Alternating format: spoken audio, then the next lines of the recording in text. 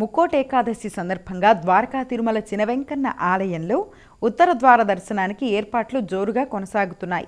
భక్తుల సౌకర్యార్థం ప్రత్యేక క్యూ లైన్లు ఏర్పాటు చేస్తున్నారు. సర్వదర్శనం 100, 200, 500 టికెట్లకు ప్రత్యేక క్యూ లైన్లతో పాటు ఇరుముడులు సమర్పించే గోవిందస్వాములతో పాటు స్థానికులకు మరో క్యూ లైన్ ఏర్పాటు చేశారు. ఉత్తర ద్వార దర్శన టికెట్లను ఆన్లైన్లో అందుబాటులో ఉంచారు. అనివేటి మండపంలో ఉచిత ప్రసాద పంపిణీకి ఏర్పాట్లు చేస్తున్నారు. ఆలయ రాజగోపురాలకు విద్యుత్ దీపాలను అలంకరిస్తున్నారు.